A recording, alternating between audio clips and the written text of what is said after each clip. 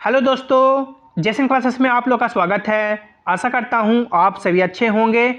सालों से लाखों कैंडिडेट जो रेलवे में नई भर्ती नई वैकेंसी का इंतजार कर रहे थे, खास करके ग्रुप डी वैकेंसी का, उनको निराशा हाथ लगी है। नई एलिजिबिलिटी क्राइटेरिया के अनुसार जितने भी ऐसे कैंडिडेट जिन्होंने 10th पास कर रखा है और उनकी उम्र 18 साल से ज़्यादा है और उनके पास और कोई डिग्री नहीं है, वो फॉर्म नहीं भर सकते हैं। इस वीडियो में हम लोग बात करेंगे कि नई एलिजिबिलिटी क्राइटेरिया सरकार ने अभी क्या जारी की है, कौन कौन से कैंडिडेट फॉर्म भर सकते हैं, यदि आपके पास 10th के अलावा कौन सी डिग्री है तो फॉर्म डाल सकते हैं, और यदि आप लोग 10th पे फॉर्म डालते हैं तो कौन कौन से पोस्ट पे आप लोग फॉर्म डाल सकते हैं। तो पूरे वीडियो को आपको ध्यान से देखना है। और यदि आप लोग जैसिंग क्लासेस पे पहली बार आए हैं या अभी तक भी सब्सक्राइब नहीं किए हैं तो कर लीजिए, ताकि जो भी रेलवे के आगे के अपडेट हो, ऑफिशियल अपडेट हो, उसकी सही और सटीक जानकारी आपको मिलती रहे। क्योंकि आप लोग देख सकते हैं मेरा सिलेक्शन 2019 के वैकेंसी से रेलवे में हो चुका है, तो जो भी आपको यहाँ पे जानकारी मिलेगी वो बिल्कुल ऑफिशियल होगी और ऑथेंटिक होगी। आप लोग यहाँ पे देख सकते हैं ये लेटेस्ट नोटिस है जो सरकार ने जारी किया है। इंडियन रेलवे ने, government of India, ministry of railway ने, जिसमें आप लोग देख सकते हैं requisite educational qualification for railway jobs in level 1। ये शॉर्ट नोटिस है और इसका पूरा डिटेल नोटिस ये अवेलेबल है। ये पूरा डिटेल नोटिस आपको टेलीग्राम पे प्रोवाइड करा दिया गया है। आप लोग यहाँ पे देख सकते हैं शॉर्ट नोटिस में बताया गया है the one time exemption granted by Indian railway in employment notice number 02/2018 and RRC 01/2019 issued by Railway Recruitment Board in February 2018 and March 2019 respectively was only a special dispensation for those recruitment drives and same has now been withdrawn। यानी कि जो group D की vacancy पिछले सालों में आई थी, जैसे 2018 में या 2019 में, उसमें एक बार की छूट दी गई थी और वो छूट अब यानी कि मान सकते हैं वापस ले लिया गया है। अब नई एजुकेशनल क्वालिफिकेशन क्या मांगा जाएगा, आप लोग पढ़ सकते हैं। The minimum educational qualification for all future recruitments to be notified after 15/6/2019 in level 1 of the pay matrix in technical department. यहाँ पे साफ कर दिया गया है कि 15/6/2019 के बाद जितनी भी ग्रुप डी या ग्रुप सी में वैकेंसी आएगी टेक्निकल डिपार्टमेंट में, जैसे कि सिविल इंजीनियरिंग में, मैकेनिकल में, इलेक्ट्रिकल में, सिग्नल एंड टेलीकॉम में, और catering wing of railway will be 10th पास, यानी 10th पास तो मिनिमम होना ही चाहिए, plus national apprenticeship certificate granted by national council for vocational training, और 10th पास प्लस ITI। यानी कि जिन्होंने 10th पास कर रखा है उसके अलावा या तो अप्रेंटिसशिप कर रखा है या ITI कर रखा है, वही इन सभी डिपार्टमेंट में फॉर्म डाल सकते हैं, यानी टेक्निकल डिपार्टमेंट में। और यदि टेक्निकल डिपार्टमेंट को छोड़ दिया जाए तो नाम मात्र की वैकेंसी रह जाती है, जिसमें 10th पास जिन्होंने कर रखा है वो भी फॉर्म डाल सकते हैं, जिसे हम लोग आगे देखेंगे कि 10th पास वाले कौन कौन से पोस्ट में डाल पाएंगे और जिन्होंने ITI या अप्रेंटिसशिप कर रखा है वो कौन से पोस्ट में फॉर्म डाल पाएंगे।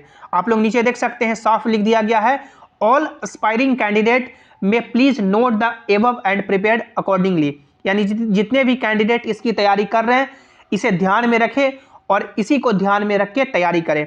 आप लोग पूरा नोटिफिकेशन देख सकते हैं जिसमें ministry of railway, government of India ने जारी किया है attention educational qualification for railway jobs in level 1। Same आपको यानी कि ये बातें बताई गई है कि एक बार का जो आपको डिस्पेंसेशन यानी छूट जो 2018 में और 2019 में दी गई थी, उसके बाद यहाँ पे एजुकेशनल क्वालिफिकेशन में बदलाव कर दिया गया है। 10th पास प्लस अप्रेंटिसशिप या ITI टेक्निकल डिपार्टमेंट में यहाँ पे मैंडेटरी कर दिया गया है, जिसमें civil engineering, mechanical, electrical, signal, telecom और कैटरिंग विंग शामिल है। इसमें वही बात बताई गई है कि एक बार की छूट दी गई है और सभी कैंडिडेट हैं जो इसी के अकॉर्डिंग प्रिपेयर करेंगे। अब आप लोग किसी भी 2019 के वैकेंसी का नोटिफिकेशन देख सकते हैं किसी भी जोन का, जिससे आपको मालूम चल जाएगा कि 10th पास वाले कौन कौन से पोस्ट पे फॉर्म अप्लाई कर सकते हैं। सबसे पहली बात, जिन्होंने 10th के बाद ITI या अप्रेंटिसशिप कर रखा है वो सभी पोस्ट के लिए एलिजिबल होंगे, वो सभी पोस्ट के लिए एलिजिबल होंगे। लेकिन जिन्होंने सिर्फ 10th कर रखा है और उनकी उम्र 18 साल से ज़्यादा है, वो कौन कौन से पोस्ट पे फॉर्म डाल सकते हैं? तो आप लोग देख सकते हैं मैकेनिकल की, यहाँ पे देख सकते हैं मैकेनिकल की बात कर दी गई है कि मैकेनिकल डिपार्टमेंट में जितनी भी वैकेंसी आएगी उसमें 10th और ITI वाले या अप्रेंटिसशिप वाले ही भर पाएंगे। तो मैकेनिकल के जितने भी पोस्ट हैं वो 10th वाले के लिए खत्म हो गया। उसके बाद देखिए स्टोर डिपार्टमेंट की बात नहीं की गई है, यानी जितने भी स्टोर डिपार्टमेंट के पोस्ट होंगे वो जिन्होंने यदि 10th पास कर रखा है वो यहाँ पे फॉर्म डाल पाएंगे। उसके बाद आप लोग देखिए मैकेनिकल समाप्त हो गया 10th वालों के लिए, इलेक्ट्रिकल समाप्त हो गया। ये जो आपका ट्रैफिक का पोस्ट है, जो आपका असिस्टेंट पॉइंट्समैन का पोस्ट है, जो मान सकते हैं बहुत ही अच्छी पोस्ट है। यदि पॉइंट्समैन में आपका सिलेक्शन होता है तो आप लोग यानी कुछ ही साल में एग्ज़ाम दे करके आप लोग जो आपका गार्ड होता है ट्रेन का वो बन सकते हैं। तो काफ़ी ये अच्छा पोस्ट है जो सिर्फ 10th वालों यानी बच्चों के लिए भी ओपन रहेगा, यानी जिन्होंने सिर्फ 10th भी कर रखा है वो भी इसमें फॉर्म डाल सकते हैं। तो देख सकते हैं उसके बाद SNT समाप्त हो गया, इंजीनियरिंग समाप्त हो गया, इलेक्ट्रिकल पूरा समाप्त हो गया, इंजीनियरिंग समाप्त हो गया। उसके बाद देख सकते हैं मेडिकल का जो पोस्ट है यानी कि हॉस्पिटल असिस्टेंट का जो पोस्ट है, इसमें जिन्होंने सिर्फ 10th पास कर रखा है वो भी फॉर्म डाल पाएंगे। इंजीनियरिंग आपका समाप्ति हो गया। तो देख सकते हैं मात्र आपका 3 पोस्ट बच जाता है, यानी स्टोर में जो आपका असिस्टेंट डिपो स्टोर का पोस्ट आएगा वो फॉर्म आप लोग डाल पाइएगा। उसके बाद पॉइंट्समैन का फॉर्म डाल पाइएगा। उसके बाद देख सकते हैं हॉस्पिटल असिस्टेंट का पोस्ट आएगा वो आप लोग फॉर्म डाल पाइएगा। तो ये कुछ नाम मात्र का पोस्ट बच जाता है। उसके अलावा जितने भी टेक्निकल डिपार्टमेंट के पोस्ट हैं जिनके पास 10th के बाद अप्रेंटिसशिप या ITI है वही फॉर्म डाल सकते हैं। और ये जो 3 पोस्ट है इसमें 10th वाले भी फॉर्म डाल सकते हैं। तो देख सकते हैं सरकार ने ये जो नई एलिजिबिलिटी क्राइटेरिया जारी की है एक तरफ से मान सकते हैं अच्छी भी है और एक तरफ से खराब भी है। अच्छी ये बात है कि ये जो यानी टेक्निकल डिपार्टमेंट में जो लोग आएंगे यदि उनके पास टेक्निकल डिग्री है तो वो रेलवे में अपनी अच्छी सेवा दे पाएंगे। खराब उन सभी कैंडिडेट के लिए है जिन्होंने सिर्फ 10th के बाद और कुछ टेक्निकल डिग्री नहीं ली है। लेकिन सवाल यहाँ पे ये आता है कि जिन्होंने ITI कर रखा है यानी कि उनके पास कितनी नॉलेज है।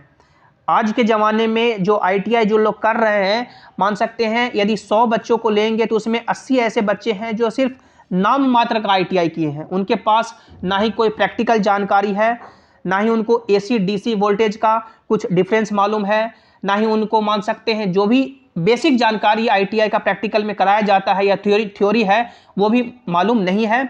लेकिन अब ये नई एजुकेशनल क्वालिफिकेशन या एलिजिबिलिटी क्राइटेरिया जारी कर दी है तो सरकार इसी के तहत आगे बढ़ेगी। आप लोग नीचे कमेंट में ज़रूर बताइएगा कि क्या आपके पास 10th के बाद ITI या अप्रेंटिसशिप है या सिर्फ आपके पास 10th ही है।